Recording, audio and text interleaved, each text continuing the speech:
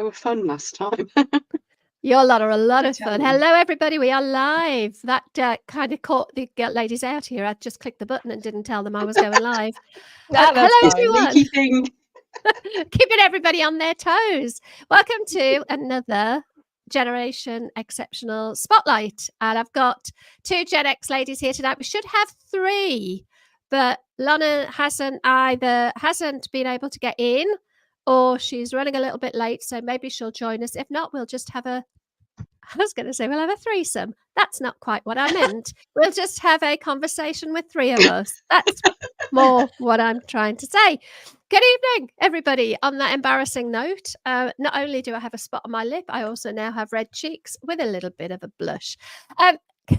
Right, here we go. We are on air, and as you can see, because Tracy, you've got your on air badge behind you, haven't you? I And have. your green frog. I'm a frog. And your green frog.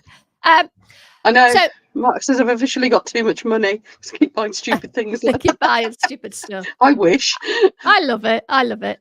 So the format for tonight, as much as it has been the last couple of times I've done one of these spotlights, it's just a conversation with some Gen X women. If you're in the comments, if you're watching, do say hello. I can see Jenna's just giving us a wave. If you're about, just say hello. Let us know who's there. We've got Lisa. Lisa was on last week, so if you haven't watched last week's live stream, after this one, don't do it now, hang around now, but after this one, get a double dose and go and watch last week's. We've got Bright Star Creative. Louise, hello. Nice to have you here. Right, let's kick this show off. We got impressions. Hello. I don't know how to say your channel title there, but you're welcome here anyway. So in the usual format, I'm just going to invite both of you to just say hello, tell us where you are, the name of your channel, and just say hello. We're going to come on to a little bit more detail about what your channel is about later on. So if we keep it nice and crisp for now. And I'm going to start with Tina, if that's okay. Sure. Hi, my name is Tina, and I have the channel Tina H Beautiful Journey. And I've been on YouTube for just over 3 years. I focus on lifestyle, beauty, creativity, confidence, pro-aging, that sort of thing for the woman over 50. Very succinct. Love that. Thank you very much. I can't do that. I can't talk succinctly. I waffle. So Tracy, go on, beat that. No hope, I'm afraid. I'm Tracy Lippett, and I retired about 5 years ago, sort of, and have somehow accidentally ended up on YouTube pretty much full time now. My channel is about crafting, hence the mess. So resin crafts, and it's Mini Scenes GB, as you can see from the, where is it, thingy down here, that thing there. There. You never quite know which way it is, that way. Is it? I need to mirror my camera. It looks very tidy in the background, to be fair, compared to how mine would look if I had a crafting room. So, hi everybody. I was succinct because I forgot part of the question. You asked where we were, and I'm in the Midwest in the United States. Oh, yes. There you go. And I'm in England. I'm in England too. I'm in Lincolnshire. I need to re-angle a fan before it freezes me. Hang on. Okay. We got Pickle Trees. Hi, nice to see you. And Chris is here. Chris Robinson was another one of our guests last week, along with Lisa. And we've got Never Perfect Resin. Hello again. Hey, hi. Hi, Carolyn. Hello, everybody. I love the turning up. These are a lot of Tracy's tribe coming in, which is lovely.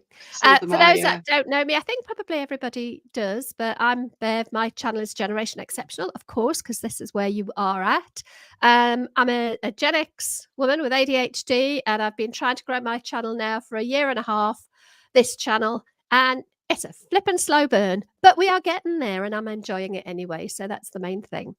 So I would really love to know what brought you to YouTube? Why YouTube over Instagram or Pinterest, especially for you, Trace? That'd be an interesting one. Why YouTube rather than Pinterest? Because I think when people think about craft type things, I think Pinterest would be potentially the first place you might think. Why YouTube? Well, to be honest, I hadn't even heard of Pinterest till about a year ago, and I don't get it. I just don't I get don't it. get it. I don't get it either. I I don't started either. YouTube I don't because either. I mean, YouTube was because as a platform, well, in terms of choosing why YouTube as a platform, it was simply that during lockdown, particularly, I'd been watching an awful lot of stuff on YouTube, and it's always been a sort of a go-to for me and Mark. If you need to know how to fix a thing or make a thing, you look on YouTube. And I'd been watching lots of other crafters channels on YouTube as well, and so nothing else came on my radar. I didn't even have a look at other platforms. It was just, oh, you do YouTube, and that was it. It was as simple as that. What about So you, yeah, Tina? Why something like that. YouTube? Kind of the same thing. I almost started a YouTube channel in 2008. I had a home sewing business. I made cloth diapers, and had a pretty good business with that, and thought, well, I could like record myself making these and put that up on YouTube. And honestly, I learned how to make them from YouTube, but there were some things that I had to figure out myself that I thought might be good to share with other people. But I also had a proprietary pattern that I created myself at that time, and I didn't really want to share that. So I didn't do the YouTube thing. Plus, I had 4 small children and really didn't have time for it. But it was the same thing. It was when you needed to learn how to do something, you went to YouTube. And I taught myself to knit from YouTube videos and ended up selling things that I made from that. And so in 2018, my daughter was getting ready to get married in March of the following year, and she was looking for makeup ideas, bridal makeup. And she's like, Mom, there's this whole community of makeup on YouTube. And so I started watching, because I was finding that in my 50s, things that I used when I was younger didn't work the same on older skin. And I had no idea where to find what would work for my skin now until I found YouTube. And I found that there were a few mature beauty creators, but there weren't a lot. And so I just decided that, you know what? I learned a lot and I would like to share that with other women but I waited 2 years. I had the idea and I was afraid to try it or to jump in and do it. It took me 2 years before I finally posted my first video. And where are your channels at now, sort of size-wise? So how long have you been going, Tracy? Almost 2 years. I think it's 2 years in November that I first started uploading properly, and I am at about 13,500 now. Brilliant. I think it's shot up quite a lot in the last couple of weeks, which has been nice. Yeah, about 13,500. I'm waiting for that to happen. It hasn't happened yet. One day. Tina, what about you? Where's your channel at? It was 3 years in June, and I decided at that time that I was going to do a monetization growth challenge and just really dig in and apply a lot of the things that I learned. And I filmed that, and through that process, my views started going up, and I actually did get monetized in August, and I'm at about 1,600 subscribers. And so, yeah, so I had some really good growth towards the end of August. Brilliant. I'm the baby. I'm still waiting for that magnificent 1,000 subscribers. I will get there. I'm determined I'm going to. You will. You're doing the right thing. I think the thing is, you're being prolific, and I think you learn fast by doing that, and you start to get that connection, and people know that you're going to be there doing something interesting. So actually being quite prolific and consistent with it, and also an interesting topic and all the rest of it. I think you'll suddenly go very soon, I would think. Yeah, it is interesting. So you've both got very specific niches. So you're in the crafting space, specific, even more niche in the crafting space, aren't you? Because it's sort of the resins and stuff. Yeah, it ended up being mostly resin, yeah. Yeah, and Tina, you're in the beauty space, so the over 50s beauty, and I feel like I haven't quite nailed the niche, and I have this constant internal battle around, do I want to go more niche? Because there are things I could niche down into, or do I want to stay more audience focused, which is more just on the Gen X journey, if you like, as we transition through midlife. So that's something I'm really kind of hovering with at the minute. And I just would love to know, to get your ideas and your thoughts, and also from anybody in the comments, if you want to share, an answer to this, what what are your thoughts on what's best? Do I niche further and get quite granular about the topic, or do I stay audience focused and keep doing, I guess, what I'm doing, which is a little bit of lots of things, but they're all designed for the same audience? Shall I go to Tina first, just so we don't end up sort of talking over the top of each other? I think that there's the answer to that question for me, from what I've seen in research and that kind of thing, is it depends on your goal. And I think when you're growing, niching down is helpful because it helps YouTube find your audience better. And so when it's sending out your videos, you're going to have a higher CTR and that kind of stuff, because it's going to the people that are most likely to click on it and watch it. And so then it's going to send it to more people. But once you hit that goal of monetization, at least this is for me, I don't think about it anymore, because when you're trying to get there, that's kind of all you think about, is getting those 4,000 hours and those 1,000 subscribers. It has freed up so much mental space for me to not have to think about that anymore. And I'm actually thinking of expanding more to my audience and not niching quite as much, because there are different viewpoints where you are the niche and your audience comes to see you and what you have to say, and versus your topic being the niche. And I kind of want to veer into more of that, because I'm more than just makeup, and I don't want my channel to be completely makeup and beauty focused, because that's not all of me, and I want to share more of me.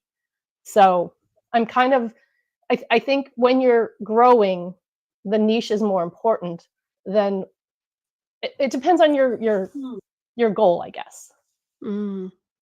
Thank you. Tracy, what about you?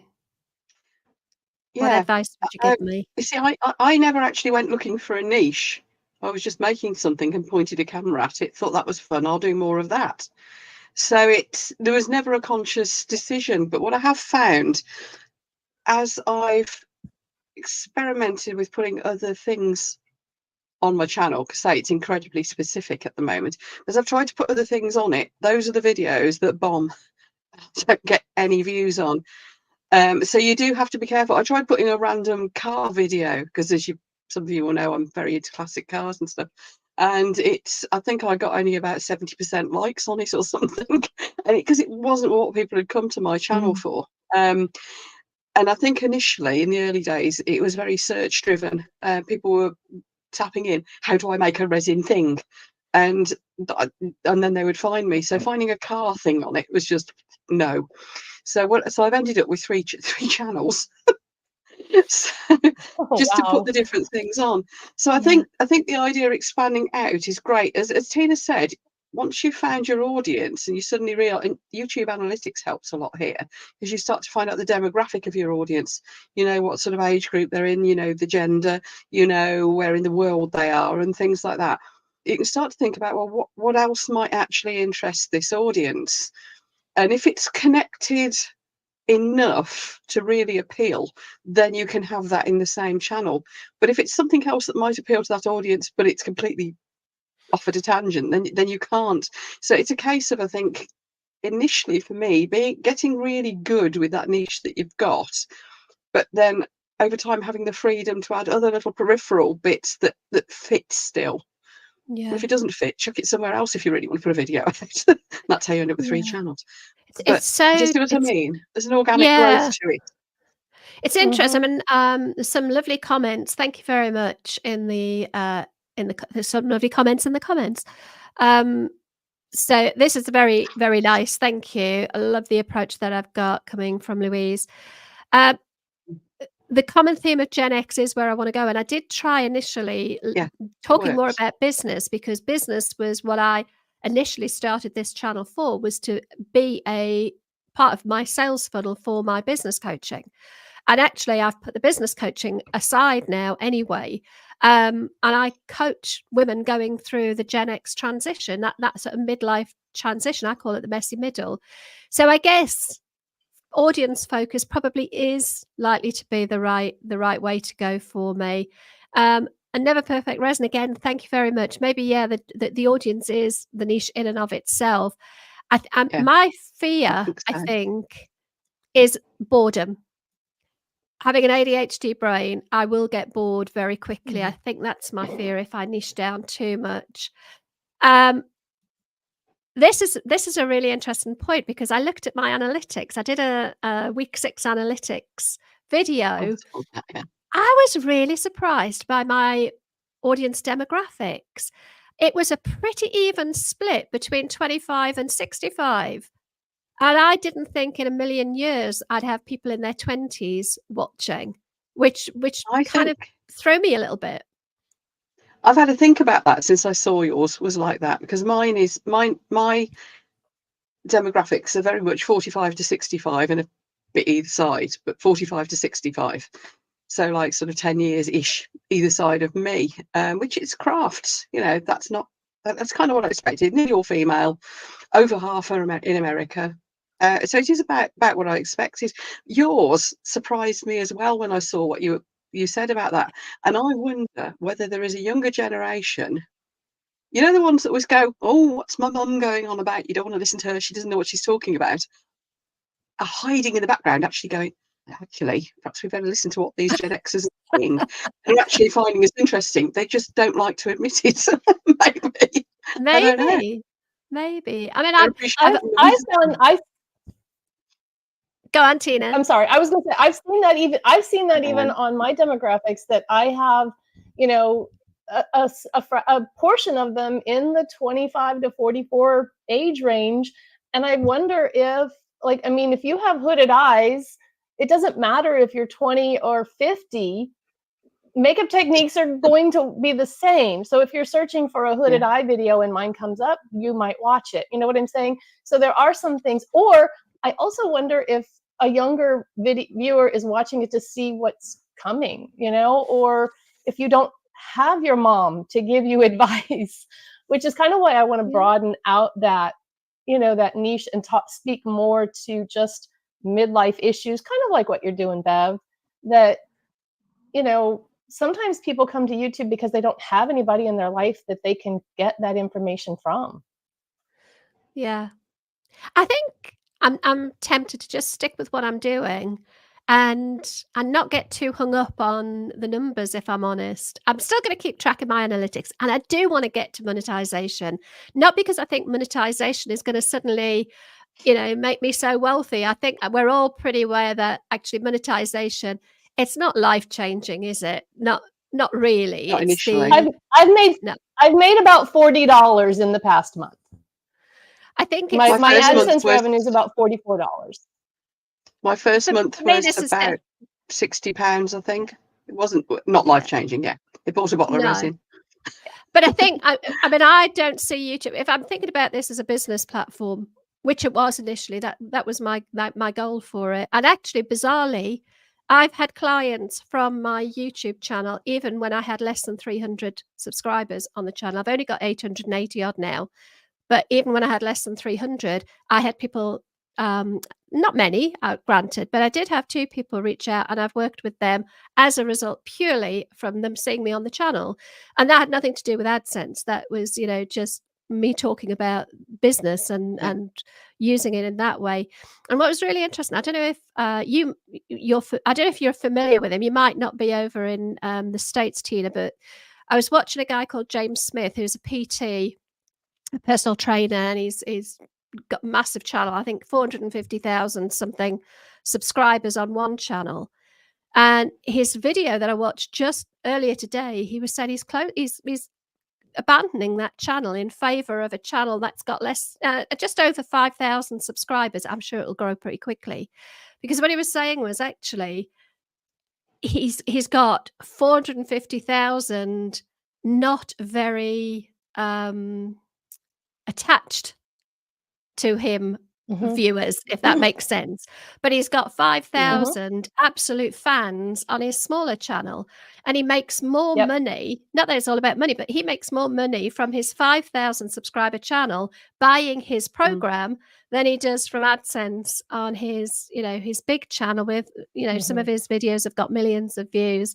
So it's interesting, isn't it? I think it's a at the end of the day, job.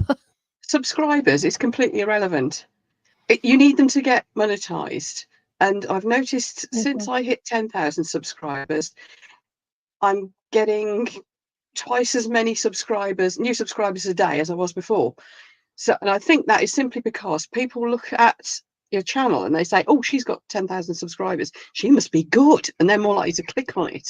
So it's a psychology thing rather than the algorithm doing anything. I think it's just a psychology thing. But at the end of the day, other than feeling good to me and impressing other potential subscribers, the subscriber numbers mean absolutely nothing. It's the watch hours that pay the bills, because that's where the AdSense revenue comes from. And also from those watch hours, that's where you start to get firms approaching me and saying, would you like some of this for free? And we'll pay you some commission if people buy it. And it's that sort of thing. Memberships, people think they're going to be a golden bullet as well. They're not. I've got 20 odd members. That's generating about £60 a month. Not a huge amount, but it's more for me, it's the fact that they want to support me and help me and are really that interested in what I'm doing.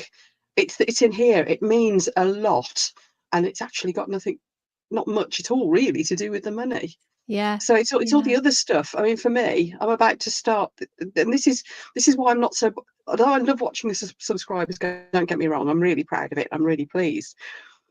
But as I am pretty much full time doing this, income it wasn't what was intended originally. It's been a nice byproduct, but now it's become a thing. It really has. And within the next few days, I'm about to start a buying frenzy. And this is how I'll show you. This is how you do it. It's come out of a silicone mold. It's just resin. Look at that. And when I put that on the screen, half the world's going to go, oh, I need that. Just watch them. They'll start in chat in a minute. I need that mold, and they'll all buy it. And I make more from the commissions, people buying stuff that I've just been using, not going, oh, this is an advert, buy this, but just things that I'm just being seen using on my channel. Tina, I bet you get the same with cosmetics. Or you will if you're not already. And people will buy the stuff. So you start to have to get a really serious ethic as to what you're seeing using, because it's got to be stuff you really believe in and genuinely can recommend. And I just don't show stuff if it's not what I would really like my viewers to enjoy as well. There you go. Look, Carolyn's in. I need that. You do, Carolyn. I do. Tina, did you see any significant changes? Forget the monetization, not the AdSense particularly, but when you passed that 1,000 subscriber mark, did you notice any changes in the behavior of your channel almost? I don't know if that question made not really. sense. It did. I actually hit 1,000 subscribers in December. I don't know exactly why, but I suddenly just for some reason got like 50 subscribers in a month that put me over the top. I'd been bouncing back and forth, doing that YouTube shuffle where you go ahead 2 and you lose 3 and you gain 1 and you lose 4 and you gain 5 for months. And then suddenly in December, subscribers just added, and I hit that 1,000 in December. And then I was in that purgatory of watch time where I would only, I gained some, but I was losing it because I'd been a channel for more than a year. So I was losing it off the other end. And then in February of 2023, I had a big video. It went, kind of blew up. And so February of 2024, I lost that. And I went from being fairly close to 4,000 to being back under 3,000. It was really, that must have hurt. really disheartening. It was awful. But I got my 4,000 watch hours, and then it took weeks to get the 1,000 subscribers. I was the other way around. Do you think your watch time came from live streams, Tracy? Do you think that was where you got the watch hours up because people were watching? No. Live streams is a whole topic of its own. It absolutely doesn't pay the bills on the face of it. Now, what I mean by that is, you can see where incomes come from. My live stream that I did a couple of weeks ago, in fact 3 or 4 weeks ago, I think I've earned about £1 from it, whereas a video I put out back then, 730 odd pounds when I last checked. Now it's because and this is the bit that's impossible to quantify. The live streams are good for this sort of thing, the community, the connections, the getting to talk to people, the building of relationships. They're not just being a pair of hands with a bottle of resin on the screen. And I think that is when you start to be, as Tina said about the person being the niche, it's building those connections and people latching onto you rather than just what you're physically doing, if that makes sense. So you can't quantify that, because those people are then more likely to watch your videos and they're more likely to watch them all the way through, which is what you want. It's a knock-on effect, but you can't put your finger on it and say this has hurt me this much. Yeah, it's the whole package. It's like doing live premieres as well. Those are good for watch hours, by the way. Live premieres are very good for watch hours, but again, it's more about building that relationship and being there so people can talk to you, and and they get to know you. Yeah, I'm just going to have a look in the. Just going to have a look in the comments, because we've got a few people here I haven't said hello to. Dragon's Cave, hello. We've got Wayne. Hi, Wayne. I absolutely love your videos. They're becoming like a daily addiction. I'm not sure if that's what you planned, but they are becoming like a daily addiction. Wayne is saying, in his experience, super niche content provides value to viewers with information. I agree with you there. Non-niche provides value through relationships, which is exactly what you're just saying about the community as well, isn't it? It's finding that balance, I guess. You've got to draw, I guess you've got to draw people in with information that they're interested in, but keep them there through your personality and you I guess your non-informational content. I've done a video today that'll be going out tomorrow, which is about 15 things I've quit in my 50s. It's not really informational. It's probably, it's just me walking in the woods.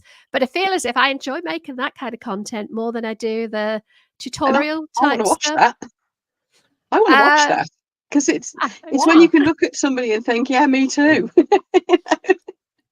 I'll tell you, one of them has to do with toilets, but that's all I'm going to tell you. Wayne's here fangirling, Chris is saying. Oh, my brother's in. My brother is in the room. Hello, Brian. He's just got back from Cyprus. I'm very, very jealous. What else have we got going on down here? Oh, there's quite a few that I've missed. Chris is saying, I've been surprised that my audience is evenly split between men and women. That surprised me as well. My split was, I think it was 41% men, 59 women, which I don't know is quite a big gap when you think about it. But 40 and 50, it didn't seem very much, which is bizarre. Mine's about 90 and 10. Yeah. Why would men want to listen to me talking about menopause and stuff? Understand their wives, maybe. Maybe they want to understand. Yeah, maybe they want to understand their wives. If they have wives who are going through it. Do you know, I had another channel, and it was only a small channel, and I lost it all when I went to try and turn it from a private to a business channel. I lost everything. But my biggest video on there that just blew up in the background was all about vaginal dryness. Sorry, gents. And it blew up. For me, I had about 300 subscribers, and it got about 25,000 views. And I could never quite work out if they were interested in the topic or looking for the rude words. I'm not sure. Let's have a look. I think I've told you that story before. We've got Boston Rain Mud Flood Adventures. Hello. I've put one up on the screen here. What was that about? No, the perfect resin. I used to manage an entire team of 20-somethings, and they were all incredibly interested in learning more about my generation. Do you know what? I wonder if it's because underneath our clothes, I think they think we have scales as what is it? Was that I can't remember who said that in a film.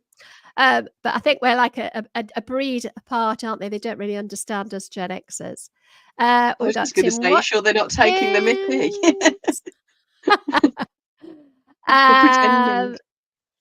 Let's have a little look. I have to say, I did say this last week. I haven't said it tonight. I will say it now. I cannot multitask. I can't listen and talk and read and take it all in at the same time. So bear with me. Ladies, talk amongst yourselves for a second while I absorb what's going on in the chat and see if there's anything I'm missing. You're not allowed to go quiet, though. So I'm reading the chat as well. Tracy, I was kind of reading when you guys were talking, so I probably missed stuff too. I've never actually been like diagnosed or even looked into whether I'm neurodivergent ADHD, although I did at one time when my children were smaller buy a book called ADHD Ways to Organize Your Life, and I never got past chapter 2. So I'm almost wondering if that's diagnostic in and of itself. I don't know. I mean, likewise. I couldn't focus on the book long enough to read it. But anyway. No, so I find the I've never neurodivergent looked into it either. ADHD stuff that Bev is doing very fascinating. And me. Anyway, I'm sorry, Tracy, I was interrupting you. No, I was just going to say, me too. I've never been diagnosed. I never even thought about it, to be honest. I've always known I'm a bit odd, different, you know. Hey, but and aren't we all, you know? So I just thought, no, I'm just me. But when I've been listening to Bev talking recently, because obviously Bev's only been diagnosed in the last couple of years as well, and you know, she's new to finding this out about herself, and the way she's talking about it, I'm thinking, I wonder if I am. So there's an awful lot of this is ringing true, or is it just what middle-aged, postmenopausal women are like? Some of this, I don't know, but I'm starting to wonder. I really am. Will it help? Would it help if or is it checked? I don't know. Right, or is it just a function of being a mom and having so many things in your brain at one time that you're managing the lives of so many people? And yeah, I don't know, but it's interesting. Not in my case. I've got no excuse. Okay, I've got no excuse. I haven't even got now. I'm going to dive in here and set some things straight. So if you have ADHD, it can become harder to manage as we go through hormonal changes. So puberty, pregnancy, post-pregnancy, menopause will potentially have a negative impact and make your coping strategies more challenging. But if you have ADHD, you will have had it from birth. It's a developmental condition of the brain. It's not something that you develop over time. So the best way to probably the best way to question whether or not you have ADHD or not, and I think we all go a little bit, I have to say, a little bit loopy in menopause. I think there's so many changes going on in our hormones that it does have this sort of unsteadying impact, which is why I call it the messy middle. But if you look back over your life, right through to your childhood and those different stages in life, if you have ADHD, you will have seen those traits all the way back as far as you can remember. Other things that can show up similar to ADHD is grief. If you're dealing with grief, if you're dealing with a bereavement, some of the anxiety and the brain fog and things that just when you're stressed, when you're very stressed and the brain isn't working as well, that can often show up. And like you say, Tina, we get to midlife and we've got a million things going on. We're probably burnt out from busy jobs that, we're trying to be superwoman all of the time and it's too much. So unless you can really trace it back all the way through your life and see those traits all the way along the way, it's probably something else. I'm not suggesting I'm a diagnostic, professional here, but that's what, if you go for an assessment for a diagnosis, they will want to go right back into childhood to see if these traits have been there all of the time. Right. I couldn't keep up with the chat. If there are questions in there, stick the word question in capitals before your question, because then it'll stand out to me when I'm reading through. I would really like to know what are your aspirations for your YouTube channel? Do you have big aspirations? Do you have you set goals for yourself, or are you just letting it play out as it goes? Tina? Right now, I think I'm just kind of letting it play out. It is something I do in my spare time, what there is of it. I mean, I make time for it, but it's not my primary focus. I am an executive director for a small town community theater that's my part-time job. And so that keeps me pretty busy. I'm also involved in shows. I'm in rehearsals for 2 shows right now. But so right now it's just something that I'm building because I would like it at some point to be the thing that provides the income when I retire. So it's just a creative, I mean, not just, I don't want to say just, it's a creative outlet for me. It's a way to connect with other women. It's a way to help and to share things that I've learned or that I'm going through, sharing, my midlife experience, and also then having this to grow into in the future. Got you. Brilliant. Thank you. What about you, Tracy? Well, I just did it to, I mean, originally it was just to share my crafts, and because it gave me an excuse to keep crafting. I've always been quite obsessively crafty. As it suddenly started generating an income, I was in a good position because I'd been able to, I'd already got a pension income. So it wasn't, you see some people who are doing it because they need to make some money and make a career of it. And very much like Tina by the sound of it, I think at our age, we're in a different place. We don't need to do anything necessarily just to make money. We can actually do this just because we enjoy it. So for me, my ambitions with it from that start point are very much, well, I'm surprised it's making money. That's good. It's a nice byproduct, and it's, yeah, similar. It would be nice if it's an extra income stream that can carry on, even if I slow down a lot with it over time. It's that nice income stream. But also, I mean, if I don't get out much nowadays, that sounds really sad. I have a couple of days helping out at a museum, as some of you know. And that's kind of, I'd like to say it's what keeps me sane, but I think it does the opposite working there. But I think really on here, because I've made so many friends, so the income stream from it, and yes, I'd love my silver play button and all that, because I never dreamt that was possible, and I'm starting to think maybe it is. But the income stream has never been the primary objective. The primary objective is to be sharing, making friends, other people who are into the same thing as me, helping other people. I mean, I've always got off on helping other people succeed and seeing them succeed than succeeding myself. So some of the people, some of them are in the chat here, the ones that hang out with me in our little chat group that we've got, when one of those monetizes, or they get a video that's just blown up a bit and things, it's like, way, that excites me more, me succeeding. So really, I think my long-term objective with it is, yes, to income stream and all the rest of it, self-funding hobby, so I can carry on doing all this mess without feeling it's just a waste of time and it costing me a fortune.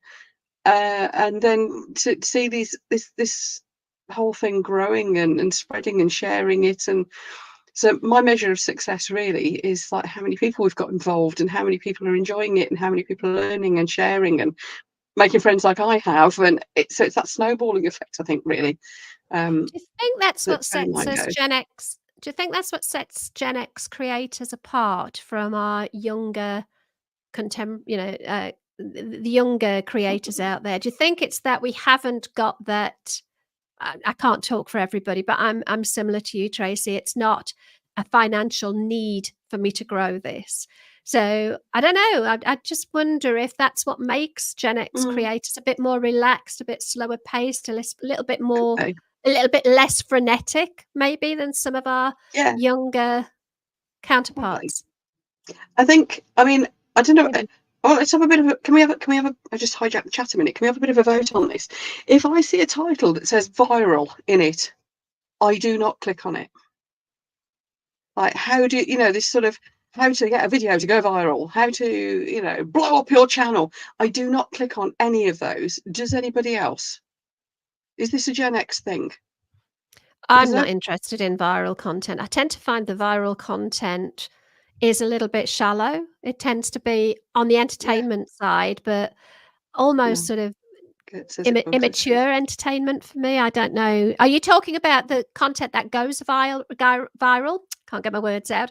Or people teaching you how to get your content to go viral? Both, and particularly the latter. Because I think and whether this is I mean, I haven't really, this is just me thinking off the top of my head now. I do wonder, because we haven't got that pressure, we haven't got those expectations of going kaboom overnight like youngsters might have. We are more likely to go for to be looking for that organic growth, that relaxed, that more natural, something we can connect with, all that sort of thing that the youngsters probably aren't. So it does make our content very, very different, I think, because we're not looking for that viral video. We're looking for something that'll do well and will grow and will be this nice organic thing, rather than a one-hit wonder sensation. Well, hey, I'm all over the news, you know. And I think that does make our content very, very different. But yeah, and the same when I'm watching these gurus for how to grow your channel. I tend to be, because I do follow a few, but I go for the ones that are more about explaining how things work and explaining the psychology behind what makes people watch, and that sort of thing, rather than, you know, this is how you produce a viral thumbnail or whatever. Yeah, how to blow up your channel. Yeah. Yeah. What about you, Tina? Would you Excellent. think there's something in that? Well, yeah, and in makeup industry, the makeup niche especially, there's, you know, these viral hacks. Or I don't even have TikTok, so if there's something viral on TikTok, I don't know about it until it comes over to YouTube. But I have done, you know, testing viral whatever makeup tip on mature skin, and very often it doesn't work. And so I end up being kind of the debunker or the naysayer of like, yeah, they say this is viral, and I don't know why they like it, because this was a mess, or, you know, something like that. So I do kind of take on some of those topics, but more in a is it really kind of way, versus like, oh, this is the best thing ever. And I despise life-changing makeup hacks or whatever. It's makeup, people. It's not that important.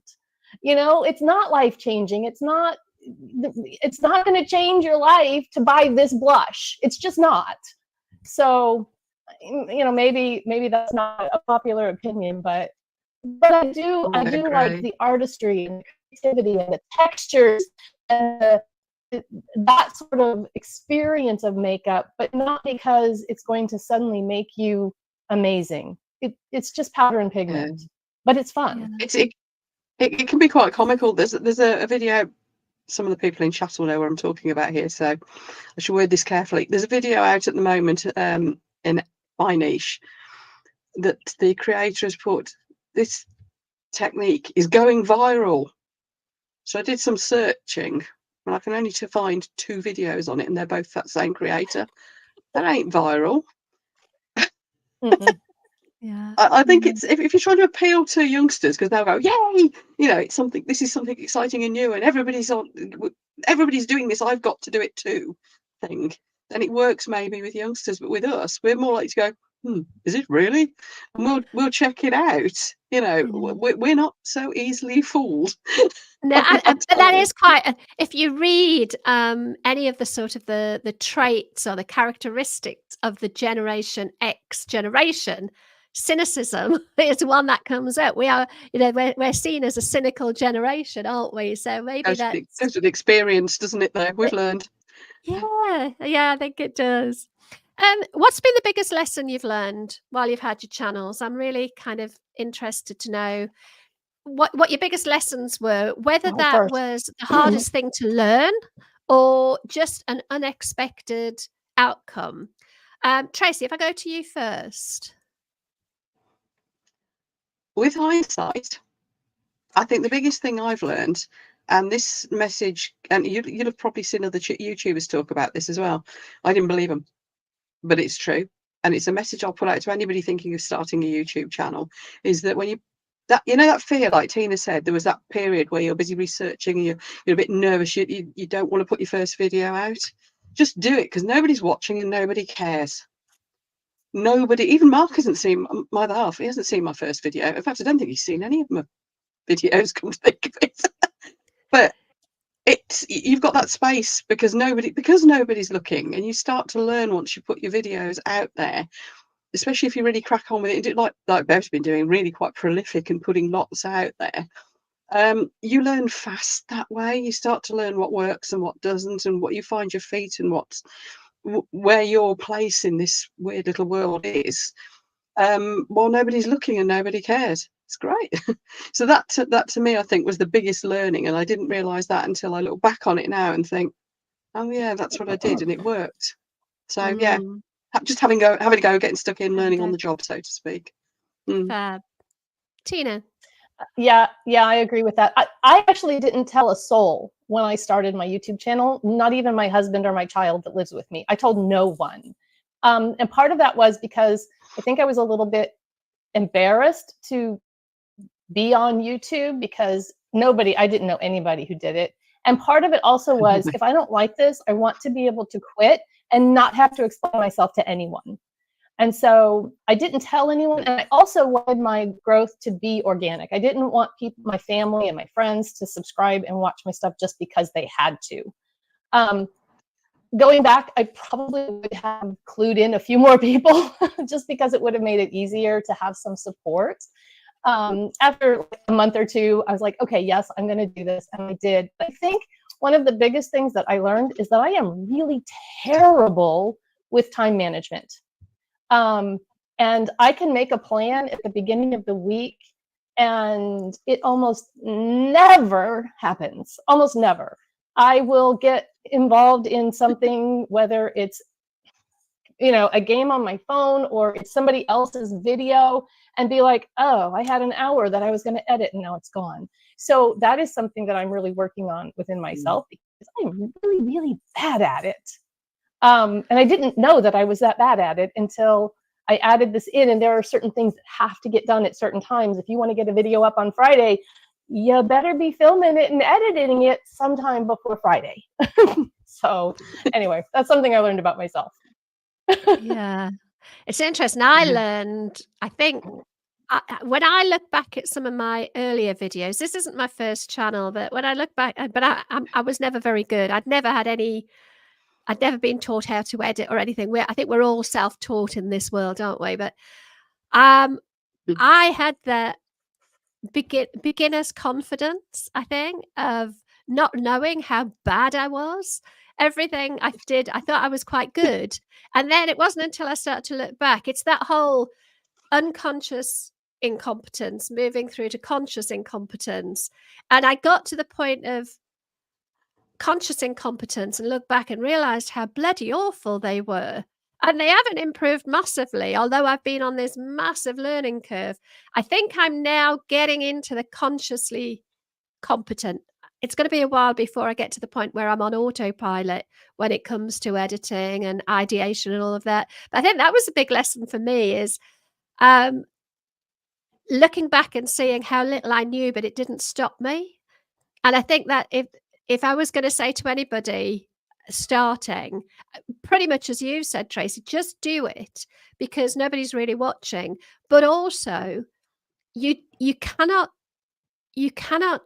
start a journey from the car park without getting your foot on the throttle and actually moving, or the gas for you, Tina, and actually moving out of the car park. Yeah. The only way you're going to learn to find out where you're going is to actually move and do something. So I kind of found my way into that conscious incompetence, because if I hadn't have got started, I've never known that. Does that even make sense? I hope that made some sense. I think that's a real game break point, isn't it? For most people new to anything, and specifically YouTube, is that conscious incompetence bit. When you suddenly realise that you don't really know what you're doing, that is the make or break. Yeah. You either think, right, I'm going to learn, I'm going to have a go, I'm going to practice more, I'm going to get stuck in. Or you go, I can't do this, and you run away. So I think that's probably a big break point for most people. But you don't do that without going through that initial jumping in and doing that initial phase. That's right. Tina, you were going to say something. Yeah, I think for me, my earliest videos, I think, were actually a little bit better than the ones that I started when I started realizing that I needed to learn some things, and I was trying different editing techniques and that kind of stuff, and I kind of got to the point where I was trying too hard. And so I went through this period of time with my where, like, kind of like my earliest videos better than these ones. There's this chunk of time where I'm like, oh, why did I do that? And then I pulled back on that. I'm like, that's not me. That, I'm trying too hard to do these editing techniques, to be this, influencer kind of thing. And then, like, I just have to be me. And so there's this little section where I was playing with things where I'm like, not real thrilled with those videos. But go back and watch my first couple, because even though they were bad, they're better than I think those were. So that's for me, was there was this section of part of time where I just was like trying to be something that I wasn't. And then it doesn't ever work out to be somebody you're not, because you're not very good at it, you know? So yeah, that's Totally, so true. Tina. It's a big curve, isn't it? Like, yes, I went through the trying too hard phase. Too many funky graphics, funky little introduction sequence at the start. And I realised very quickly that people go, oh, I came for crafts, I didn't come for some funky graphic thing. And they were just clicking off it. So you get that graph at the start where there's that drop. We inevitably lose a few people at the start because the video isn't what they thought it was going to be. I was only getting like about 30% with this beautiful little intro that had taken me weeks to make. And I was getting only 30% of people at the 30-second point. I just completely dropped it off and just got in and started. So suddenly I'm at 70% as an average, 80% on some. So yeah, I totally went through that trying too hard stage. I definitely did. I think it's a all rite part of that learning passage, curve. though. I think it is a rite of passage, and I don't think we can sit here and say to somebody just getting started that, don't over edit, don't perform. And that's my big thing. I watch Virginia Kerr, and I smile at her because she's trying to get rid of the performer in her. I don't know if you know who she is. I love her. I love her videos. Yeah, she's brilliant. But she was an ex-news anchor, and she's trying really hard to get out of performance. And as a trainer, and I've done theatre and things in the past, my default is to go into perform, and I find that really hard to undo. But I don't know that we can. I don't know that if I'd been told not to do this, I would have not done it. No. Just because I was told. I had to work through it. Yeah. You have to explore for yourself. Well, I have the blessing. I was going to say, I have the blessing of having a 17-year-old who is very good at saying, hey, Mom, get rid of the teacher voice. And so she'll let me know if I'm slipping into that performer mode. And she'll be like, I watched your last video, and that wasn't you. So she lets me know when I slip up.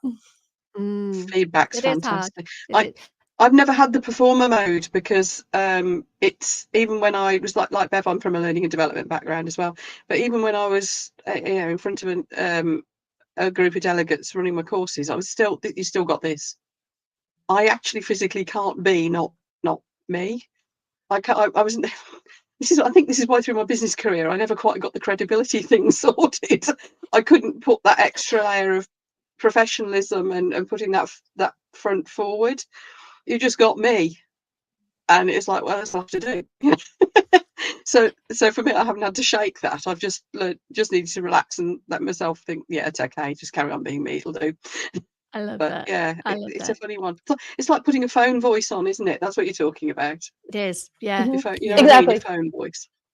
It's that fear of not being good enough, being who we are. Is that we have to put this act on. It's very strange. Tracy, how are you getting on reading the comments? Is there anything we need to flag up that I might have missed? To be honest, I haven't been paying as much attention to them as yeah, I haven't. Yeah, I'm always talking too much. You know what I'm like. I love seeing so much chat. So if you guys watching are just chatting in the comments and you've ignored us, that's absolutely fine. Just keep chatting. But if I've missed something, I can't say any actual questions. Or no, but Chris, I saw one question, Lisa, and now I can't find it. So Lisa from Better Neurodivergent Travel says, QQ, I think that must mean quick question. Do you find it valuable to post more than once a week? Yes. I do post more than once a week. I think I've become a little bit obsessive with it now. Do I find it valuable? I guess it depends what you mean by valuable. Does it help the channel grow? I don't know. I haven't seen enough evidence of that. Is it valuable for me? Yes, because I think the more I post, the more comfortable I get, and the more content there is out there, the more content there is for people to find. So it feels like I'm sort of Yeah. putting money in the bank almost by adding Mm. more content to my channel. So from that point of view, I find it valuable. What about you, Tracy? How would you answer that? Definitely. Chris made a comment. Actually, Chris Robinson made a comment in the chat, building up that library portfolio of content so people can binge watch later. I'm still getting people join and saying, "Oh, I'm having such fun. I've only just found you, and I'm up to video number 200." You're thinking, "Blimey, get a life." Thank you, though. But people like to do that when they latch onto you. But there's a few things about being prolific. One, I think people like that you're being really active. They know they're going to get something new from you every week. It's a bit like when you sit down knowing there's going to be a new episode of your favourite TV show. There's always going to be something there for you. But the other thing is as well is that the more you put out there, the more you learn. And as Bev said, you get more comfortable with it, you relax more, you start to get more ideas, people start to comment, you get lots more comments. You put twice as many videos out, you get twice as many comments, and in those comments are fodder for your next video, because people will comment on something or ask a question and you think, there's a video idea, and off you go again. So I think being quite prolific is self-perpetuating as well. But the caveat to all that is it depends on your niche. It depends what the video is, because it's going to be different for everybody. Some people will need a lot of research time and maybe will only be able to put out one video every couple of weeks. But if they're the sort of things that perhaps we're all doing, it's quite okay to be quite prolific. So it does very much depend on your niche, your topics, your audience, and so on. But for me, being prolific, yeah, it's allowed me to grow and learn fast. So I would say as a default for most people, go with the be quite prolific, not at the cost of quality though, because just keep churning stuff out is very different to actually putting out decent stuff. By quality, do you mean Sense. production quality or content value? Bit of both. Both. I think the content value is always going to be the priority, because people will only watch stuff if they feel they're getting something out of it, won't they? But production quality helps. So yeah, it's not just, if you can put out 2 or 3 videos a week, maybe a couple of shorts, maybe 1 or 2 long formats or something like that, and it still be good stuff that people are going to watch, then do it. But if you're having to force it to get more out each week, and it's really, you're thinking you're just like, you're doing it for the sake of it, then that's probably not going to be the material that's going to catch on. I think you've also got to think about your own capacity and your own mental health as well. If it's, if you're putting pressure on yourself to put content out there and it's stressing you out, then that will come across, I think, in your online presence. It definitely does. I mean, I felt myself getting to the sort of, because I am working pretty much 7 days a week, and after we finish this, it'll be, it's 8 o'clock now. I've got a video to edit, so I am working stupidly long hours on it because I'm enjoying doing it. That's the main thing. That's why, and that's why it's okay. But I found myself a few weeks ago thinking, I need a break.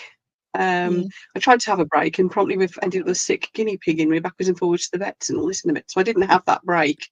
Yeah, he didn't make it either, which was heartbreaking. But so I didn't really get that break. So I still need a break. But I have realised more recently, I was putting myself under a pressure to say, I put out a premiere on a Saturday night at 9 o'clock. And I put out a premiere on a Wednesday. So you've got to be there really for a premiere. You've got to do the live chat and everything. And I was putting out random other little short videos in between. And I suddenly realised that, you know what, nobody's going to mind if I don't make the Wednesday one a premiere. It can just be a normal release. And sometimes I'll say, there won't be this week. And everybody go, okay, we'll see you for the next one then. It's fine. Yeah, it's fine. So the pressure comes from in here. It doesn't really come from anybody else. Everybody's very understanding. Of course. And they actually care about us, which has been a nice surprise. Yeah. So you have to learn, I think, whilst being prolific is good, you're in control of this. Yeah. And so don't put yourself under too much pressure. So that's, I suppose, a very long way of answering it depends on your channel, it depends on your objectives, it depends on your niche, but you learn fast and you build fast if you're quite prolific. What about you, Tina? How would you answer Lisa's question regarding the value? For a long time, I only did 1 video a week, and I got to a point where I was maintaining, but I wasn't growing. So again, I think it is your lifestyle, your capacity, mentally and physically, but also your goals. So if you're in a position where you are really like you're close to monetization or you're close to some other goal, whether it's a subscriber count or whatever, there may be a time when you need to say, okay, for these 6 weeks or these 8 weeks, I'm going to really focus in. I'm going to do 2 videos every week and just hit it hard for this time to meet this goal. But if that's not sustainable for you over the long term, then 1 video a week, 1 video every other week, you do what you can do.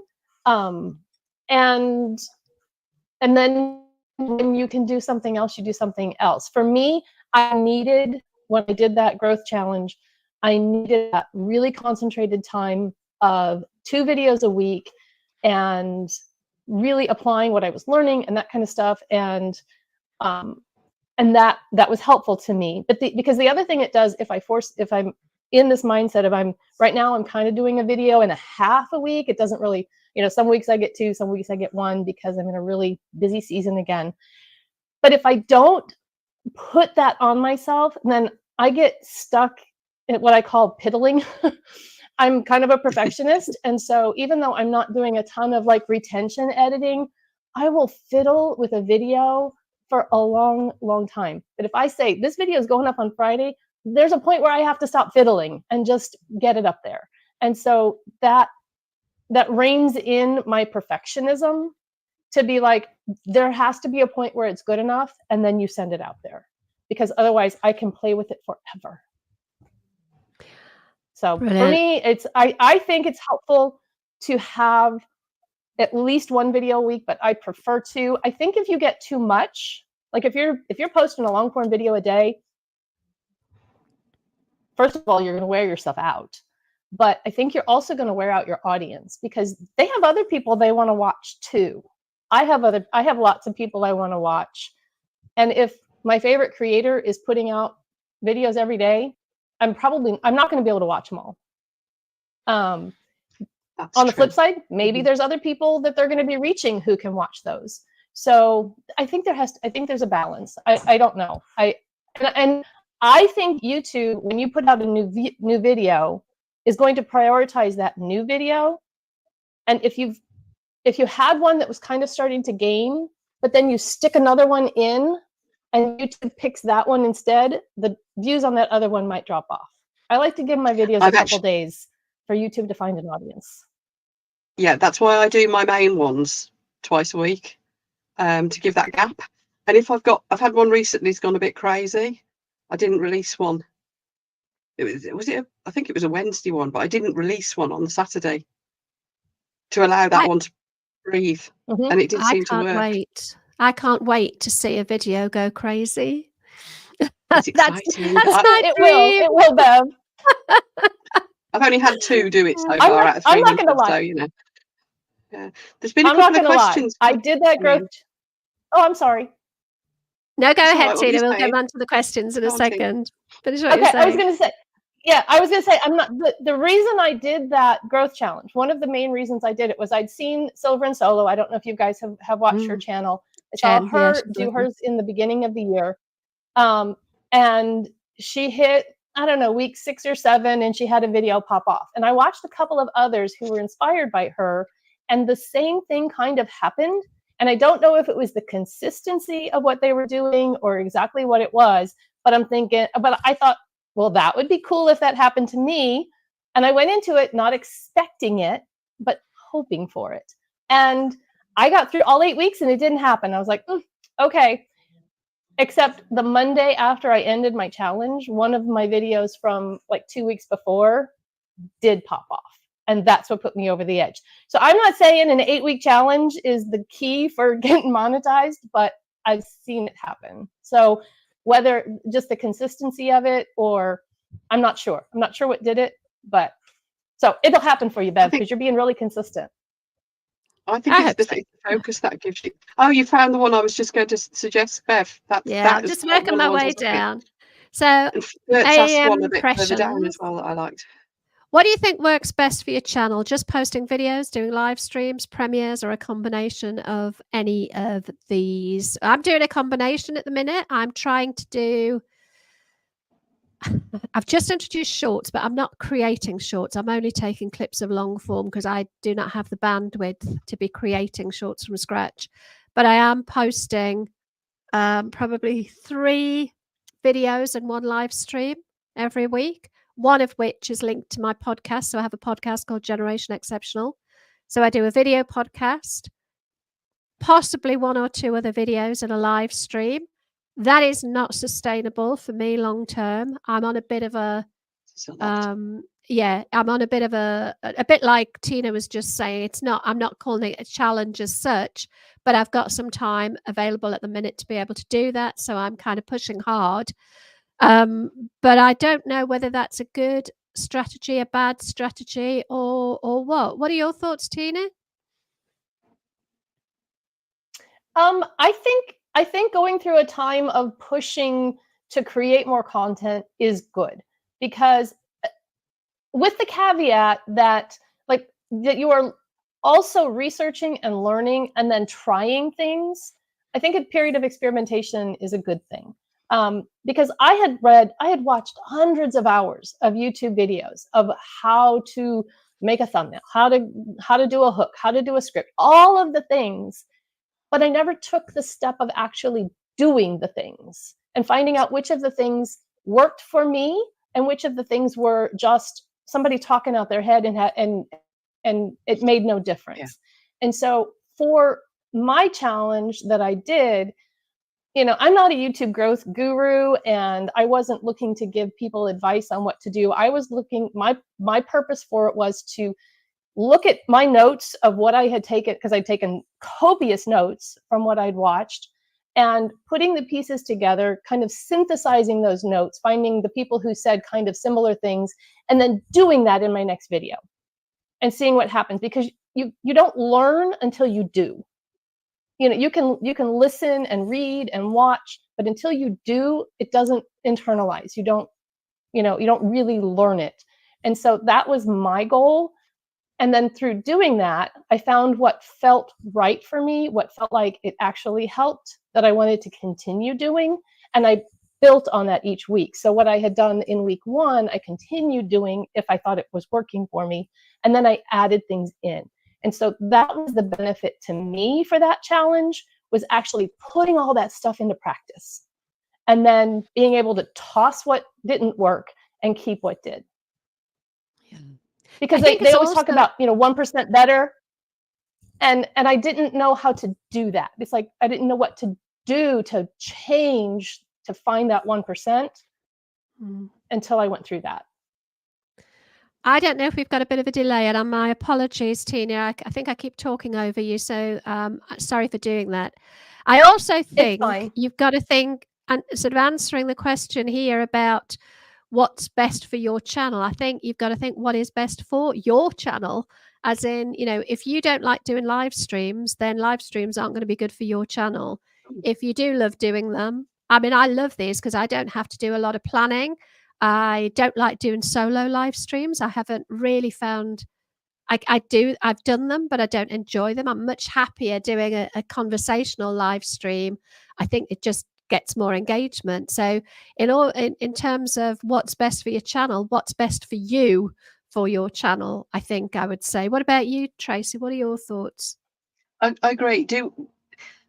You can always tell if somebody has really got their heart in it and is really enjoying what they're doing. It comes over. People will react differently when they watch it, if you're absolutely heart and soul in it and loving every minute. So if you're forcing yourself to do things that don't feel like your bag, it's not going to work. Whereas if you're absolutely having a ball and you're enjoying doing that thing, then keep doing it, because people will respond to that. So yeah, you're right. It depends on your channel. It depends on you and your audience, but most of all, it depends on you. So do what you enjoy doing. The audience will feel that and respond to that. So for me, the original question was, that sort of combination. Yes, for me, a combination. And it's also, Bev, you mentioned about getting bored. It stops me getting bored. Yeah, well. yeah. I mean, So I've never yeah, done a it's a premiere. variety. I know you do premieres. I've never done a premiere because neither. it doesn't feel Yeah. right for me. I kind of get it for what you do, Trace, because you do demonstrations and you can be talking. You couldn't really be talking and conversing with people in the comments, live streaming that demonstration. I wouldn't have thought. Whereas if you've done a premiere, you're available then to really connect with the comments. I kind of don't think if I put a video out at the minute, I'd have enough people watching it, even if I advertised it as a premiere, to have any conversation going Yeah. anyway. So It very, I think it definitely depends on topic. You can craft and talk, do a live and sort of do a premiere all at the same time. That is actually doable. We've got a couple. There's at least, we have a look. There's at least 2 in the chat at the moment, Butch and Gert, who are involved in one that it's the Dragons in Dresses craft sortium. They do it regularly, and you don't get so many people watching as you do with a normal premiere, but there's a lot of people interacting and they're really good fun, so it can actually be done. But you're absolutely right, it does depend on niche. If people are meant to be watching and listening to you, and it's like a talking head type setup, there's no point in doing that as a premiere because you are there talking to them in the video. Whereas with mine, I'm waffling away and saying, yes, and I'm mixing some green in now, and now I'm stirring this and I'm putting that into that mold. In chat, there's all sorts of nonsense going on. We're asking how somebody's dog is, or, we're just chatting, and every so often somebody will go, oh, hang on, what colour was that again? yeah. And so Yeah. it does, so yes, it absolutely depends Niche is on your different. niche and whether it works. It's one of those things that's worth a try, but for anything crafting, potentially for the cosmetics thing as well, it might even work for that. Anything that's showing a process, I think it works for. I have trouble seeing and breathing at the same Or a time, let travel alone vlog, doing. maybe. Yeah, I do, honestly. Seeing and breathing. I certainly can't read and chat at the same time. However, we do have a question. Does it help if you show your That was face? the other one I was going to point out. Yeah, this was the other question I was going to point out. I was going to say, Gert's got a good one. What do we think? I mean, you couldn't really do what you do, Tina, without showing your face, could you? Unless you did it on somebody else's I wouldn't think so. face. Right, you could do somebody else's face. Although I did see, it came up in my For You feed. Somebody was doing a beauty channel, and without showing their face, they were just like showing the products. But I don't know how you do that without like showing the application. So I mean, I got bored within a couple of seconds of it and clicked off. So it wasn't very effective for me. So I don't think you could do a beauty niche without showing your face. But you could probably do a craft and just do a top down. Yeah. Sorry, I was distracted with my glass of wine.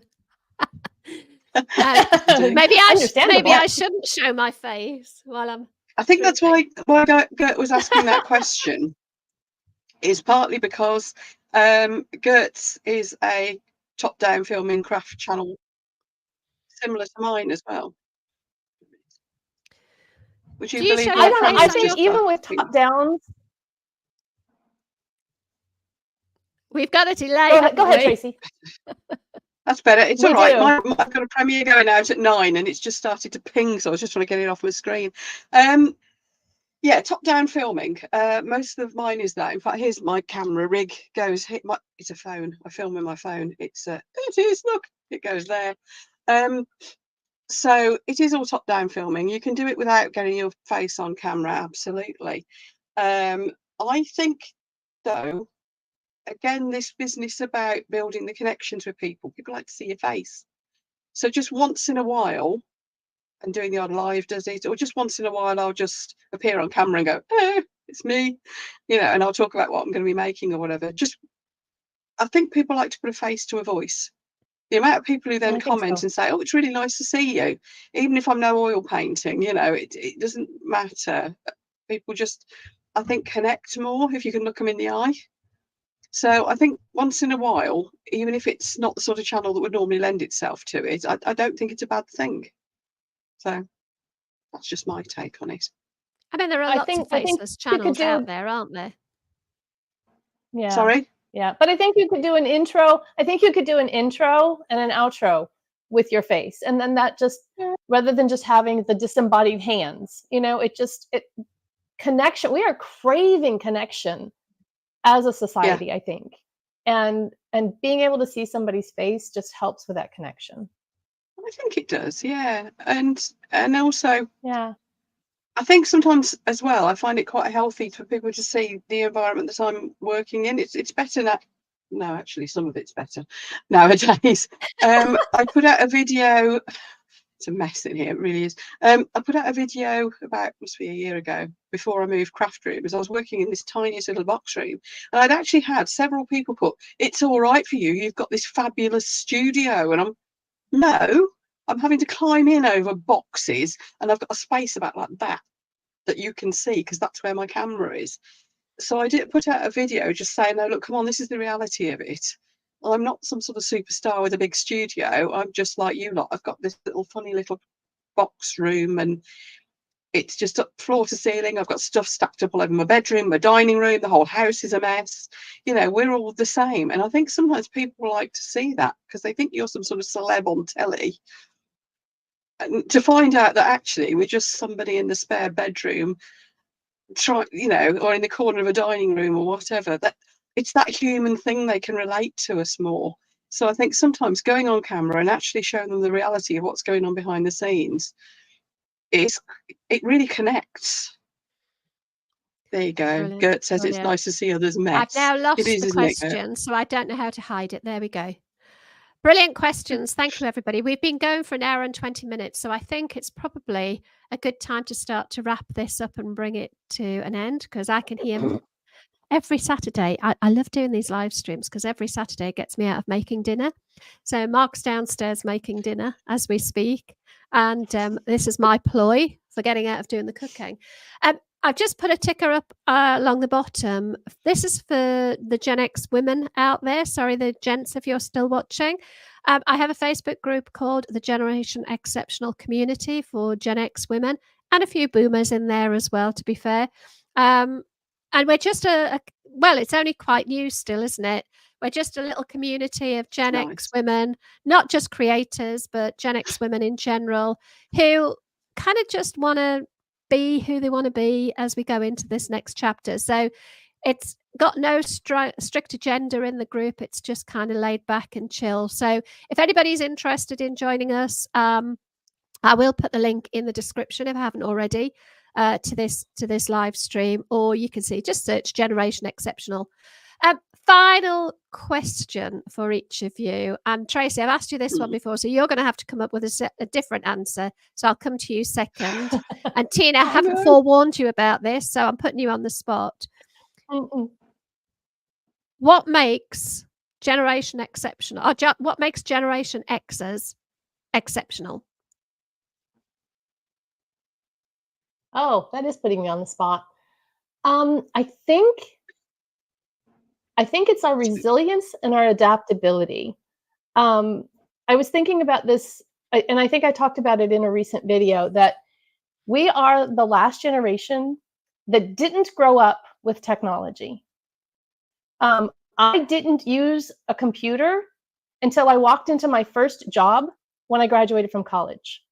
I had never used a PC until I walked into my first job, and there was one sitting on my desk, and I was expected to use it. And it was DOS, and it was Lotus 1-2-3, and it was, all of that. And I got to a point where I was programming spreadsheets from not ever using one to programming spreadsheets and macros and all of this. And when we first got a Windows computer, I ignored Windows and went to the DOS prompt because that's the only way I knew how to use a computer. And then we learned Windows and we learned new programs. And so, we didn't have microwaves, we didn't have cell phones. And so there has been so many changes that we have adapted to and embraced, and it's because they've become part of our lives. And so I think that adaptability and the resilience of just whatever it is, we figure out a way to make it work and move on and go on with it. And I think that's one of our exceptional qualities. And I think you've just made such an incredibly important point. I speak to so many women who won't do things that are tech related because they're scared of the tech. And what you've just pointed out is that we were the generation that went from not having it to having it, and we learned it. And if we could learn it then, we can learn it now. And in actual fact, when you're talking about DOS moving into Windows, the learning curve for using pre-Windows computers was massive. Nowadays, tech is so user-friendly. It's drag and drop, and everything's loaded. I can remember trying to load my first program onto the computer, and you had to do all sorts of stuff. Now you just literally click a button and it happens. And yet we fear the tech, and we've never had it so easy. And we were the generation that had to learn it from scratch when it was harder. So I think that's a really brilliant point. Tracy, what makes us exceptional?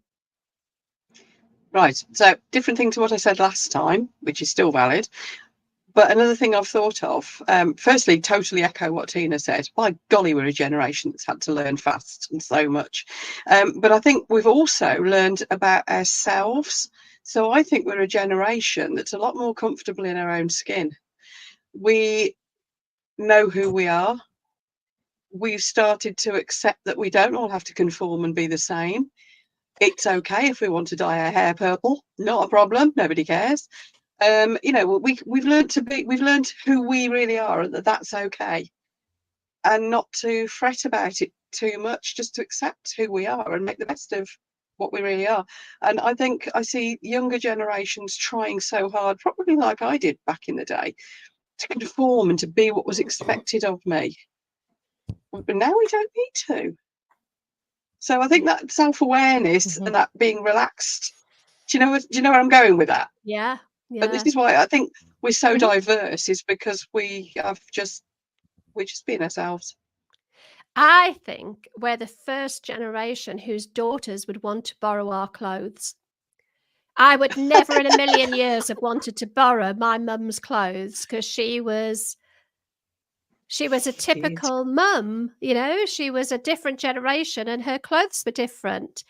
But the difference between what you wear now isn't that great, is it? I mean, no. Actually, my son would probably borrow this off me, let alone my daughter, my hoodie. Yeah.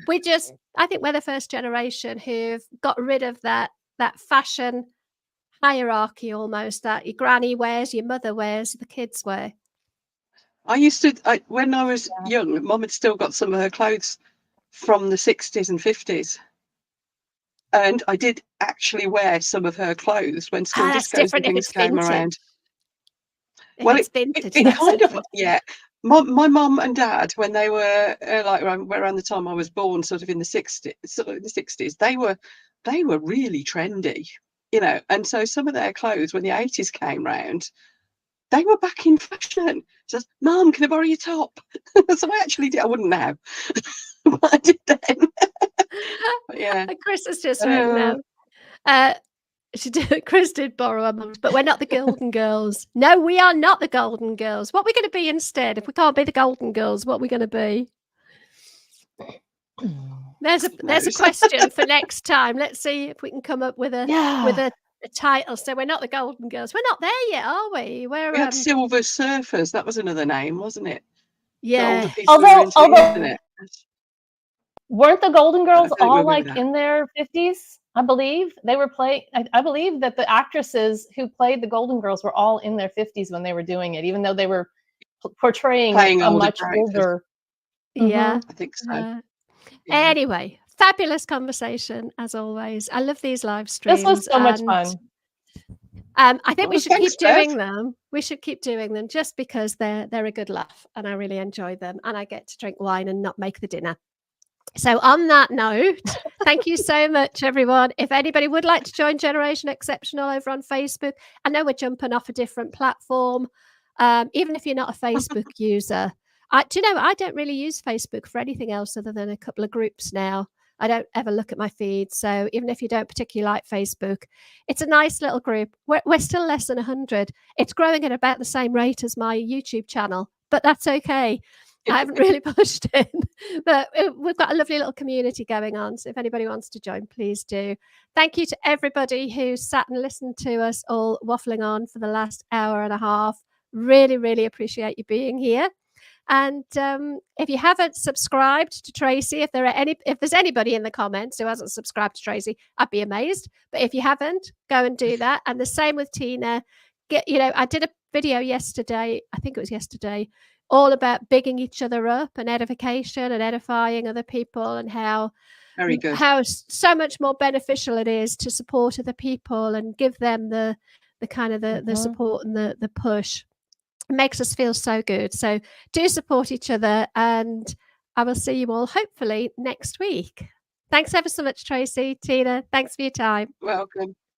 And I'll see some of you in half an hour in my premiere. Yes, good luck with it. Take care. I have to go edit. Bye-bye.